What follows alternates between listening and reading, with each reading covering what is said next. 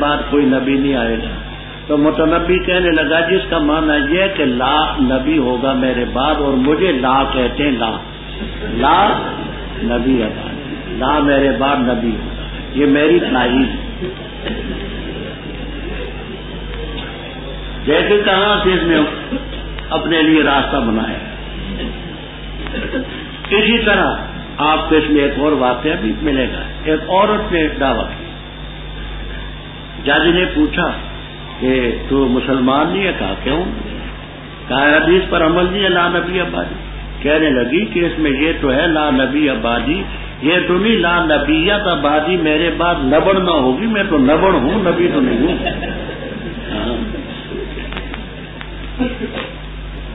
دیوان میں آپ نے پڑھا ہوگا متنبی کہتا ہے فالخیل واللیل والبیداء تعرفنی والحرب والضرب والقرطاس والقلم.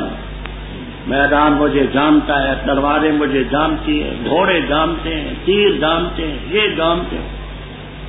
ایک دفعہ دشمنوں کے نرغے میں پھنسا، شاگرد بھی ساتھ تھا، تو متنبی نے کھسکنا شروع کیا، بھاگنا شروع کیا. شاگرد نے کہا استاد جی آپ کا تو یہ شعر ہے فالخیل واللیل والبیداء تعرفنی. بیچارہ کھڑا ہوا، وہی مارا گیا.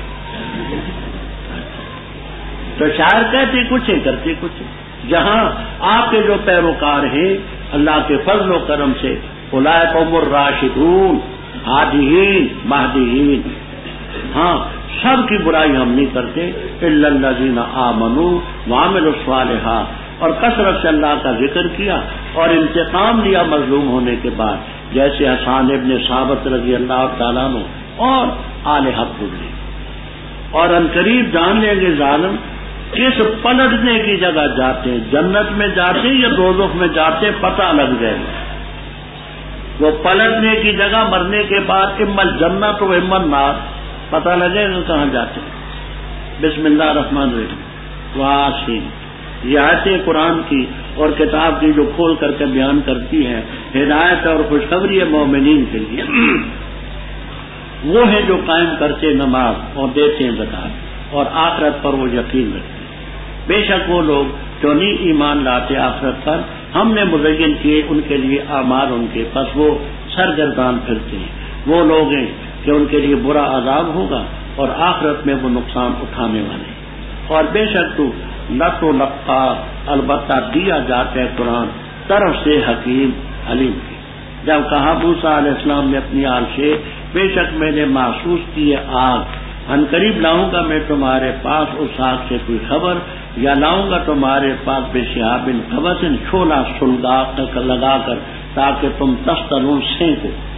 اور جب آئے اس آگ کے پاس آواز دی گئی یہ کہ برکت والا ہے وہ جو آگ میں ہے اور جو اس کے آس پاس. فسبحان اللہ، اللہ کی ذات پاک ہے رب العالمین. اے موسیٰ علیہ السلام بے شک شان یہ ہے ان اللہ میں اللہ ہوں، غالب ہوں، حکیم ہوں. اور ڈال اپنا ahnaf.com www.ahnaf.com. اور جب دیکھا کہ اس کو کہ حرکت کرتا ہے کانا جانن گویا کہ پتلا سانپ ہے، پیچھے پھرے پیر دکھاتے ہوئے اور نہ مڑ کے دیکھا. اے موسیٰ علیہ السلام نہ خوف کر، بے شک میں جو ہوں نہیں خوف کرتے میرے ہاں پیغمبر. ہاں مگر جس نے ظلم کیا پھر بدلا حسنن بدلی اس نے بھلائی بعد برائی کے، پس بے شک میں غفور الرحیم ہوں. اور داخل کر اپنا ہاتھ اپنے گریبان میں، نکلے گا سفید بغیر کسی تکلیف کے. فی سے آیات 9 نشانیوں میں ہے یہ فرعون اور اس کی قوم کی طرف جانا ہے، بے شک وہ قوم پاس. پر جس وقت آئی ان کے پاس ہماری نشانیاں مبصرۃ روشن، کہنے لگے یہ جادو ہے خدا، اور انکار کیا انہوں نے ان نشانیوں کا. واستيقنتها انفسهم، حالانکہ یقین کر لیا تھا ان نشانیوں پر ان کے نفوس نے. انکار کیوں کیا؟ ظلمن و علوا، ظلم کرتے ہوئے، سرکشی کرتے ہوئے. پس دیکھ کس طرح تھا انجام فساد کی.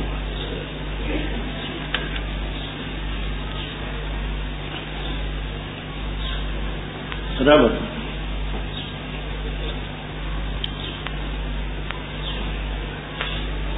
پہلی سورت کے آخر میں قرآن پاک کا ذکر بھی تھا کہ اس کو اللہ تعالی نے اتارا ہے، شیطان نہیں لایا۔ اس کا ذکر بھی ہے مومنوں کا بھی اور ظالموں کا بھی۔ اس میں کتاب کا ذکر بھی ہے اور بشریٰ للمومنین بھی ہے، آگے نہ ماننے والوں کے لیے بھی ہے کہ وہ منکر ہے۔ تو آخر میں تین چیزوں کا ذکر، قرآن کا، ماننے والوں کا، نہ ماننے والوں کا، اس میں بھی ابتدا میں یہی تین چیزیں۔ نام اس کا سورۃ النمل، نملت ان کی جمع ہے چیونٹی، یہ جو چھوٹی چھوٹی چیونٹیاں ہوتی ہیں۔ تاسین کے متعلق گزر چکا ہے، طیب سمیع، یاد کے قرآن کی اور کھول کر کے بیان کرنے والی کتاب ہے۔ ہدی و بشریٰ للمومنین، مومن کون ہے؟ الذین یقیمون الصلاۃ۔ اس مقام پر امام رازی رحمہ اللہ تعالی اور اسی طرح آلوسی رحمہ اللہ تعالی وغیرہ بزرگوں نے لکھا ہے کہ نماز تو مکے میں ہو چکی تھی، معراج کا واقعہ مکے میں پیش آیا 3 سال ہجرت سے پہلے۔ وَيُؤْتُونَ الزَّكَاةَ، زکوٰۃ بھی مکے میں نازل ہو چکی تھی، سورت مکیۃ میں، لیکن نصاب مقرر نہیں ہوا تھا۔ سورہ مزمل میں حافظ ابن کثیر رحمہ اللہ تعالی وغیرہ نے بسط سے بات کی ہے کہ نصاب مدینہ میں تھا، نفس زکوٰۃ مکے میں تھی۔ جو ضرورت سے زائد رقم ہوتی ان کو دے دیتے، پختہ ذہن کے لوگ تھے، ان کے لیے کوئی دشوار نہ تھا۔ تو آخرت پر یقین رکھتے ہیں، یہ تو ہے ماننے والے۔ اب نہ ماننے والے الذین لا یؤمنون بالآخرہ، ہم نے ان کے لیے مزین کیا مال، وہ سرگردان پھرتی ہے، برا عذاب ہوگا، آخرت میں وہی نقصان ہوتا ہے۔ اوپر قرآن پاک کا ذکر تھا، آگے فرمایا بے شک تو لتلقا، اے تلقا یلقا علیک بشدت، تلقی کے معنی ہوتے ذرا تکلف میں، تجھ پر یہ قرآن پاک شدت کے ساتھ، انا سنلقی علیک قولا ثقیلا، اور حدیثوں میں آتا ہے جب آپ پر وحی اترتی تھی تو سخت سردی کے زمانے میں بھی پسینہ آ جاتا، یوم شاب، سردی میں بھی آپ پر پسینہ آتا، تو سختی کے ساتھ یہ القاف ہے۔ اور ہے یہ کس کی طرف سے حکیم علیم۔ آگے رب تعالیٰ فرماتے ہیں کہ اس کتاب کو اگر نہیں مانتے تو دیکھیے موسیٰ علیہ السلام کا واقعہ بار بار دہرایا جاتا ہے کہ اس زمانے میں بھی منکر ہوتے تھے، اور منکرین کو بھی دھمکی دی گئی کہ تمہارا حشر بھی وہ ہوگا۔ اور موسیٰ علیہ السلام کا واقعہ اس لیے بار بار ہوا کہ عرب کی سرزمین میں یہودی بکت ہو۔ موسیٰ علیہ السلام نے مدین سے بسوئے مصر جب آئے تو پہلے آپ سن چکے ہیں، بیوی تھی ساتھ، ایک بچہ تھا، نوکر تھا، بکریاں تھی کچھ چند، راستہ تھا، اندھیرا تھا، تو فرمایا تم ٹھہرو، مجھے آگ نظر آ رہی، میں وہاں جا کر کے خبر لاتا ہوں کہ مصر کا راستہ ہم جانا چاہتے ہیں، بھول تو نہیں گئی، چھولا لگا کر کے لاؤں گا، تم سینکو گے۔ سردی کا زمانہ تھا، پھر اہلیہ کے ہاں کوئی بچہ بھی ہونے والا تھا، ایسے موقع پر عورت کو گرم بھی رکھا جاتا ہے۔ فلما جاءہا، ہاں کی ضمیر آجے بسوئے نار، اس آگ کے پاس آئے، نودی ان بورک من فی النار۔ اب اس بات کو توجہ سے سمجھیں، علامہ بغوی رحمہ اللہ تعالی معالم التنزیل والے اور دوسرے حضرات کے لکھتے ہیں کہ من فی النار کا معنی یہ ہے کہ نار سے یہاں نور مراد ہے، اور نار سے اس لیے تعبیر کیا کہ موسیٰ علیہ السلام نے فرمایا تھا انی آنست نارا، آب و نور،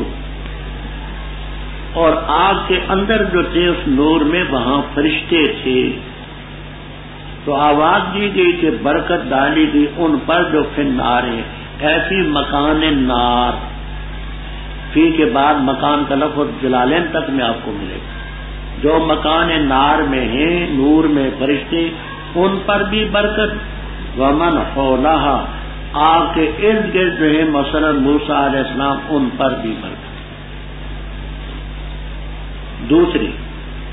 دوسری یہ کہ منفی النار کا من انبورے کا منفی طلب النار، جو آگ کی طلب میں ہے موسیٰ علیہ السلام ان پر بھی برکت، اور ان پر بھی جو ان کے آس پاس ہیں یعنی فرشتے۔ کیا کہا ہم نے؟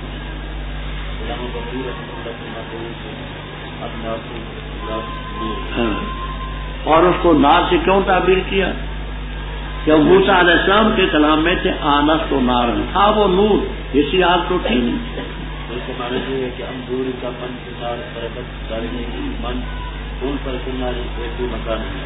وہ کون تھے؟ فرشتے۔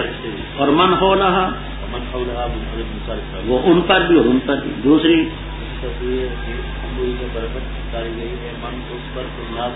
جو طلب النار، جو آگ کے طلب میں تھے وہ کون تھے؟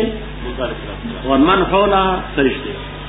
وسبحان اللہ رب العالمین ہے موسیٰ علیہ انہ اللہ العزیز الحکیم۔ آسادان دیکھا کہ وہ حرکت کرتے ہیں گویا کہ پتلا سانپ ہے، پہلے وجہ گزر چکی ہے پتلے سانپ اور اژدہا کی۔ واللہ مدبر ولم یکن، اے موسیٰ خوف نہ کر، انی لا یخاف لدی المرسلون الا من تاب۔ اکثر مفسرین کرام رحمہم اللہ تعالی، جن میں محلی رحم اللہ تعالی بھی ہیں، اللہ کو استثناء منقطع مانتے ہیں، یعنی من ظلم مرسلون میں شامل نہیں، لیکن من ظلم تو کہتے ہیں کہ پیغمبر تو نہیں ڈرتے، لیکن جس نے ظلم کیا پھر اس نے حسن بدلا برائی کے بعد تو میں غفور الرحیم ہوں، تو وہ ان میں شامل نہیں ہے۔ من ظلم جو ہے وہ الگ جنس ہے، پیغمبر الگ جنس، اللہ کو استثناء منقطع لاکنہ کے معنی میں۔ صاحب کمالین وغیرہ فرماتے ہیں کہ استثناء متصل بھی ہو سکتا، اور ظلم سے یہاں وہ گناہ مراد نہ ہو بلکہ وہ لفظیں مراد ہوں جو پیغمبروں سے صادر ہوتی ہیں، ربنا ظلمنا انفسنا وان لم تغفر لنا سبحانک انی کنت من الظالمین۔ سمجھ آتی ہے بات؟ تو وہ جو لفظیں ہیں وہ پیغمبروں سے بھی ہوتی ہیں، تو اس بنا پر وہ استثناء کو متصل بھی قرار دیتے ہیں۔ اپنے ہاتھ کو اپنے گریبان میں ڈال، نکلے گا سفید بن غیر سو، نہ ہاتھ جلے گا نہ چھالے ہوں گے۔ یہ 9 نشانیوں میں 9 نشانیاں گزر چکی، فرعون اس کی قوم کے پاس نافرمان، نشانی آئیں مبصرتن حالا کونہا مبصرتن، ذرا حالے کے نشانیاں وہ بصیرت پیدا کرتی تھی، تو یہ اسناد مجازی ہے، روشن کھلی، کہنے لگے یہ جادو ہے، اور انہوں نے نشانیوں کے انکار کیا، اور جہاں استیقنا تھا اپنے دلوں میں یقین کر لیا کہ یہ اللہ کی طرف سے ہی، لیکن کیوں انکار کیا؟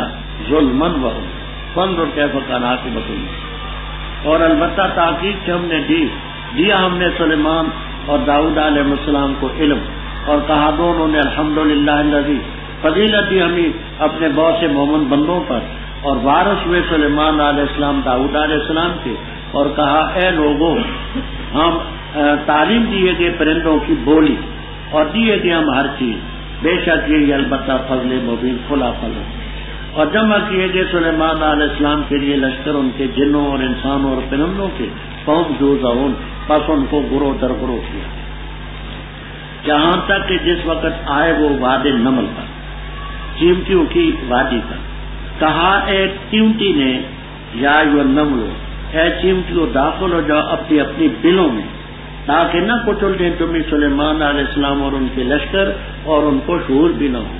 پس ہنس پڑے، پس مسکرائے ہنستے ہوئے اس کے قول سے، فرمایا اے میرے رب اوزعنی، الہام کر مجھے، نصیب کر مجھے یہ کہ میں شکریہ کروں تیری نعمت کا، وہ جو تو نے مجھ پر کی اور میرے والدین کا، اور یہ کہ عمل کروں میں اچھا جس کو تو پسند کرے، اور داخل کر مجھے اپنی رحمت کے ساتھ فی عبادک الصالحین۔ وتفقد، اور حاضری دی انہوں نے پرندوں کی، بس فرمایا کیا ہو چکا کہ میں نہیں دیکھ رہا ہدہد کو، یا ہے وہ غائبین میں سے، البتہ ضرور اس کو سزا دوں گا، سزا سخت یا البتہ ضرور اس کو ذبح کر ڈالوں گا، یا لائے گا میرے پاس کوئی دلیل کوئی۔ پس ٹھہرے غیر بعید، کوئی بعید زمانہ نہ تھا۔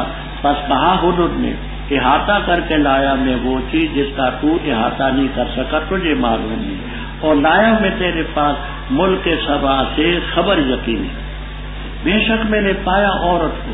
ahnaf.com www.ahnaf.com سامنے کو ان کی بادشاہ بنی ہوئی ہے اور دی گئی ہے وہ ہر چیز سے، اور اس کے لیے عرش ہے بڑا۔ پایا میں نے اس کو اور اس کی قوم کو سیدھا کرتے ہیں سورج کو اللہ کے بڑے، اور مزین کیا ان کے لیے شیطان نے ان کے اعمال کو، پس روکا اس نے ان کو راستے سے، پس وہ نہیں ہدایت پاتے۔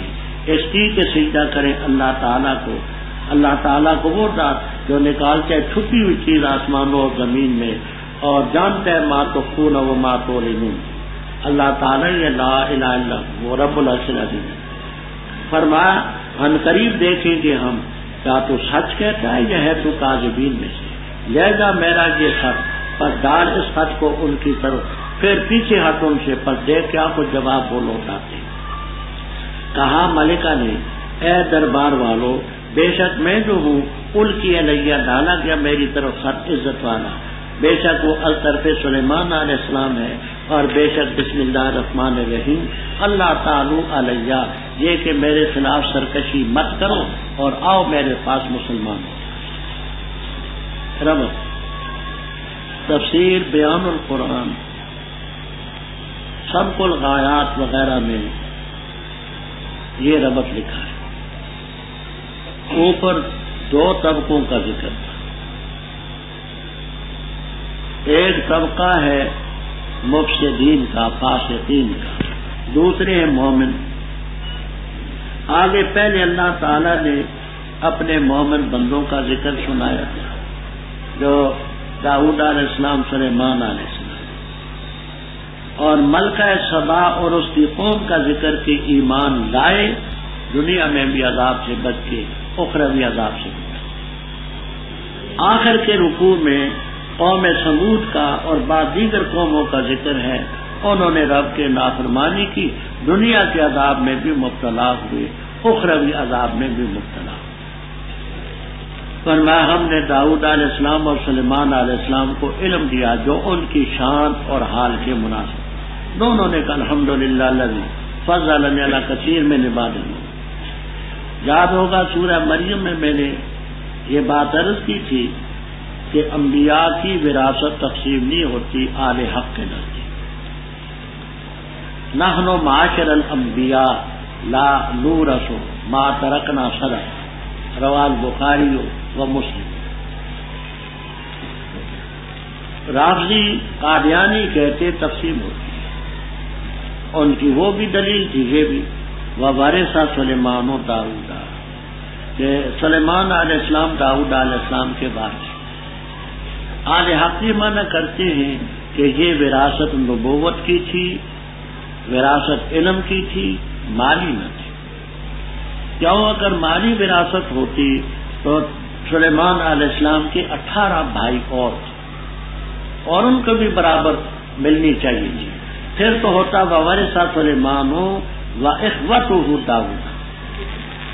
ویسے نبوت اور علم کی وراثت، اور کہا اے لوگوں ہمیں پرندوں کی بولی سکھلائی گئی ہے، اللہ نے پرندوں کی بولی سکھلائی۔ وَأُوتِينَا مِن كُلِّ شَيْءٍ، من کل شے کا مطلب یہ ہے کہ جو اللہ تعالی کی طرف سے ان دونوں کی شان حال کے مناسب تھی وہ سب چیزیں ہیں۔ یہ مطلب نہیں کہ کل شے میں حضرت صلی اللہ علیہ وسلم کی ختم نبوت بھی ہے، کل شے میں یہ امت بھی ہے، کل شے میں قرآن بھی ہے، یہ تو ہے ہی نہیں۔ کل شے میں تو یہ بھی تو ہے نا، نہ یہ آپ کی یہ امت ان کو ملی، نہ قرآن ملا، نہ ختم نبوت ملی، تو ان کی شان کے لائق تھی وہ چیز ملی۔ یہ فضل ہے۔ سلیمان علیہ السلام کے لیے لشکر جمع کیے جاتے تھے، جنوں انسانوں پرندوں کے، قوم جوزعون، ان کو جماعت میں تقسیم کیا جاتا تھا، الگ الگ دستے، فوجیں، جماعتیں بنائی جاتی تھیں، حتیٰ کہ ایک موقع پر ان کی فوج مارچ کرتے ہوئے چلی، آئی اعلیٰ واد النمل، وہاں ایک وادی تھی جو چیونٹیوں کی تھی۔ یہ کہاں تھی؟ آپ کو طائف کے لفظ بھی ملیں گے، طائف، اور آپ کو شام کے لفظ بھی ملیں گے کہ طائف اور شام میں یہ تھی۔ جلالین تک میں یہ دونوں لفظ ہوں گے انشاءاللہ۔ مولانا طائف کے جگہ یا شام میں وادی نمر۔ تو کہا ایک چیونٹی نے، یہ چیونٹی آپ نے نفقۃ الارض وغیرہ میں پڑھا ہوگا، امام ابو حنیفہ رحمہ اللہ تعالی چھوٹے بچے تھے۔ استاد نے پوچھا بیٹا یہ چیونٹی نر تھی یا مادہ؟ تو فرمانے لگے استاد جی یہ مادہ ہے۔ بیٹا اس کی دلیل کیا ہے؟ کہنے لگے حضرت جی دلیل یہ ہے کہ اگر یہ نر ہوتی تو قالت نہ ہوتا، قالا ہوتا، کیونکہ قالا ابو ہریرہ تھا، قالا معاویہ قالا طلحہ تو وہ مذکر ہے۔ فرمانے لگے شاباش بیٹا تو کامیاب۔ تو قالت نملۃ یہ چیونٹی تھی، مادہ۔ نام بھی تفسیروں میں آپ کو ملے گا، منذر تھی، ارجا لنگڑی تھی، لنگڑی بھی تھی، منذرۃ یا طاعۃ اس کا نام تھا، بعض کہتے ہیں منذرۃ، بعض کہتے ہیں طاعۃ اس کا نام تھا۔ کہنے لگی کہ تم اپنی بلوں میں داخل ہو جاؤ، کیوں؟ ایسا نہ ہو کہ سلیمان علیہ السلام اور لشکر ان کے تمہیں کچل ڈالیں اور ان کو شعور بھی نہ ہو، کیوں؟ تمہارا چھوٹا سا وجود ہے، وہ اپنی لے میں چل رہے ہوں گے، مارچ کرتے آ رہے ہیں، تو پاؤں کے نیچے کچلی جاؤ گی، جلدی جلدی اندر۔ وہ چیونٹی نے جس وقت یہ کہے فتبسم، اے سلیمان علیہ السلام مسکرائے، ہنس کے۔ تبسم کہتے ہیں ہونٹوں سے جدا، ذہن کہتے ہیں جس میں ایسی آواز پیدا ہو کہ خود سن لے، کا وہ ہوتا ہے جو سب دوسرے بھی سن۔ تو ہونٹوں سے ہلے بھی اور مسکرائے بھی اس کے قول کی وجہ سے۔ اب یہ ہاں کی ضمیر بھی دلال کرتی ہے کہ وہ تانیث تھی، اگر وہ نر ہوتا تو قول ہوئی ہوتا تھا۔ اچھا، پر میرے رب اوزینی، الہمنی، مجھے الہام کر، میری قسمت میں کر، مجھے نصیب کر کہ میں تیری نعمتوں کا شکریہ ادا کروں۔